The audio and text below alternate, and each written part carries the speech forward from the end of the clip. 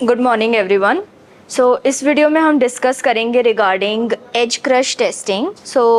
ये हमारा as crush tester machine है। एज़ पर स्टैंडर्ड हम चीज़ों पे बात करेंगे कि किस तरीके से हम कॉरुगेटेड बॉक्सेस या फिर जो पेपर सैंपल होते हैं उनकी एजेस की क्वालिटी को कैसे सुधार सकते हैं। कॉरुगेटेड सैंपल्स में जो प्लाईज होती हैं, फ्लूइड्स होती हैं, वो बहुत इंपॉर्टेंट रोल प्ले करती हैं इस चीज़ में कि जब उस स्मॉल कॉरुगेटेड सैंपल से एक बड़ा बॉक्स तैयार होगा तो उसके एजेस कितने मजबूत होगी, तभी हम उसके ऊपर एक के ऊपर एक बॉक्सेस रख के स्टैकिंग अगर उस पर करेंगे और किसी रोड कंडीशन में उसको लेकर के जाएंगे तो ड्यूरिंग ट्रांजिट हमारा पैकेजिंग आइटम सेफ रहेगा। तो वो सारी चीज़ इनिशियल स्टेज से स्टार्ट होती है। तो एज क्रश टेस्टिंग उसका एक इम्पॉर्टेंट पॉइंट है। तो स्टैंडर्ड की अगर मैं बात करूँ तो इसमें IS 7063 पे हम डिस्कस करके सारी टेस्टिंग को फॉलो करेंगे।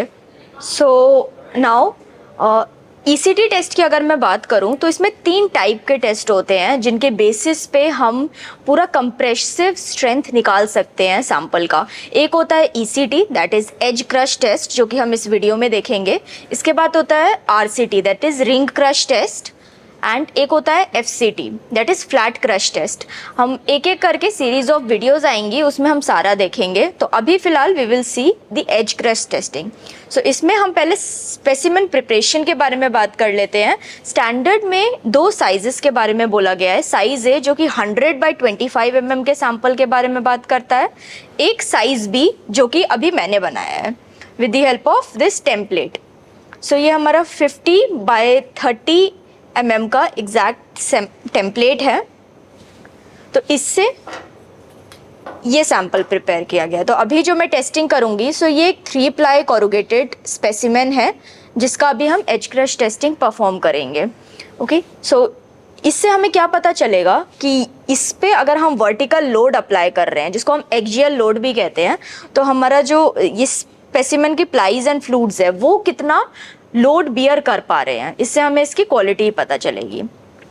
इसमें ये फिक्सचर अवेलेबल है। इस फिक्सचर के बीच में हमें इस स्पेसिमेन को रखना होता है। तो इसको ढीला करने के लिए आप ये Allen की यूज़ कर सकते हो। इस वे में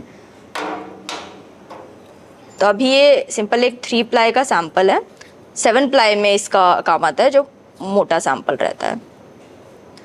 तो इस तरीके से हम इसको लगा लेंगे एंड हम इंश्योर करेंगे कि ये नीचे वाला पूरा पार्ट जो है वो इसका बेस जो है फ्लैट हो, वो टेढ़ा मेढ़ा ना हो। तो ये चीज़ हम ध्यान रखेंगे एंड अब इसको Allen की से टाइट कर देंगे।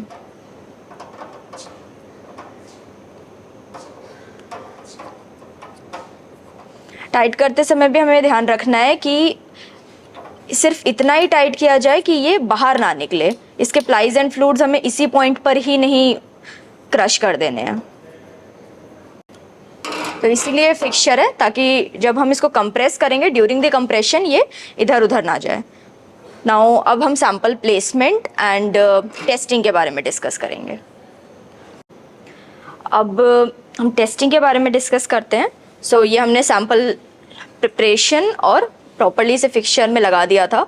ये हमारे कंप्रेशन प्लेट है जो स्टील के हैं, इसके बीच में ही हमें सैंपल को लगाना है। अगर ये इसमें नहीं फिक्स हो रहा है तो ये हमारा कंट्रोल पैनल है। अभी जिस पे हम टेस्टिंग कर रहे हैं हमारा डिजिटल मॉडल है। अब ये फिक्स हो जाएगा आराम से इस तरीके से।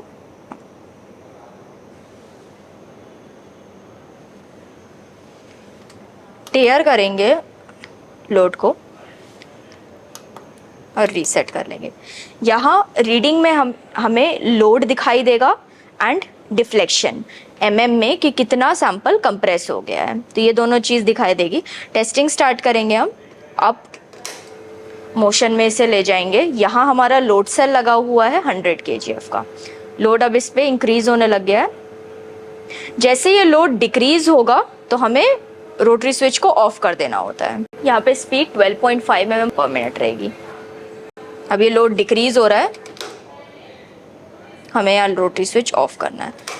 वापस से अब हम नीचे लेकर के जाएंगे मशीन को। इसमें जितना भी मैक्सिमम जो पीक लोड है वो सेव हो गया है, वो हम देख लेते हैं अब। तो वो क्या डिपिक्ट कर रहा है, अब यहाँ पर कुछ रिजल्ट आया है, लोड इसमें आया है 23.87 किलोग्राम फोर्स। इट मीन्स कि ये मैक्सिमम इतना लोड बियर कर पाएगा, ऑलमोस्ट 24 kgs। कोई सैंपल, कोई 3 प्लाई सैंपल इससे अच्छा होगा तो ऑब्वियसली वो ज़्यादा लोड बियर कर पाएगा। और दूसरा डिफ्लेक्शन, कि इतने लोड पे ये कितना दबा है, तो ये चीज़ भी जज करने के लिए यहाँ पर डिफ्लेक्शन का रिजल्ट दिया गया है। अब रिजल्ट में दो चीज़ें होती हैं, एक होता है हमारा एज क्रश स्ट्रेंथ और एक होता है एज क्रश लोड। नाउ हमें एज क्रश टेस्टिंग में एक चीज़ ध्यान रखनी है, जब हमारा रिजल्ट आता है तो वो 2 यूनिट्स में जनरली हम डिस्कस करते हैं। लोड और स्ट्रेंथ के बीच में डिफरेंस होता है। लोड सिर्फ एक स्पेसिफिक फोर्स के बारे में बताता है कि किलोग्राम फोर्स या फिर ग्राम फोर्स में कितना रीडिंग लगा है या फिर किलो न्यूटन में कितना लोड आया है, इसे लोड कहा जाता है। जहां हम उसको एरिया के भी कंसिडरेशन में ले आते हैं, डिवाइडेड बाय उसका क्रॉस सेक्शनल एरिया, तो वो स्ट्रेंथ बन जाता है। तो अभी फ़िलहाल जो आया है ये हमारा लोड आया है। जब भी अगर मैं स्ट्रेंथ की बात करूं तो वो हो सकता है kgf पर mm, किलो न्यूटन पर mm, या फिर ग्राम फोर्स पर mm, ग्राम फोर्स पर सेंटीमीटर, और या फिर किलो न्यूटन पर मीटर। तो जहाँ वो एरिया आ गया तो इट मीन्स हमारा जो टेस्टिंग है वो स्ट्रेंथ के रिस्पेक्ट में हम डिस्कशन कर रहे हैं। तो स्टैंडर्ड में भी जो बात करी गई है किस तरीके से हम एज क्रश स्ट्रेंथ निकालते हैं, जो फोर्स आया है उसको हम डिवाइड कर देते हैं with the width of the sample. तो अभी ये हमारा 50 mm बाय 30 mm का सैंपल था, तो विड्थ इसकी 30 mm है। लोड अभी हमारा आया है 23.87। तो जब हम इसको डिवाइड करेंगे कंसिडरिंग पॉइंट के बाद एक डिजिट लेके, तो 23.8 डिवाइडेड बाय 30 mm, तो ये हमारा आ जाएगा 0.79। तो जो स्ट्रेंथ की रीडिंग आई है सो वो है हमारा 0.79 kgf पर mm। तो इस तरीके से हमारा एज क्रश स्ट्रेंथ निकलता है। तो हमने ये चीज़ भी डिस्कस कर लिया कि लोड और स्ट्रेंथ में डिफरेंस क्या होता है, ताकि हम ये कंफ्यूज ना हो कि रिजल्ट एक्चुअल में क्या है। हमें यूनिट पे हमेशा ध्यान रखना है, ओके क्योंकि इवन अगर हम मैके फार्मूला के बारे में डिस्कस करें तो मैके फार्मूला में स्ट्रेंथ के रिस्पेक्ट में चीज़ों के बारे में बात की गई है, जिसमें FCT, RCT और ECT के रिजल्ट को इंक्लूड करके ही हमें कंप्रेशन स्ट्रेंथ मिलता है, जो कि आप एज क्रश टेस्टिंग मशीन से जज कर सकते हैं।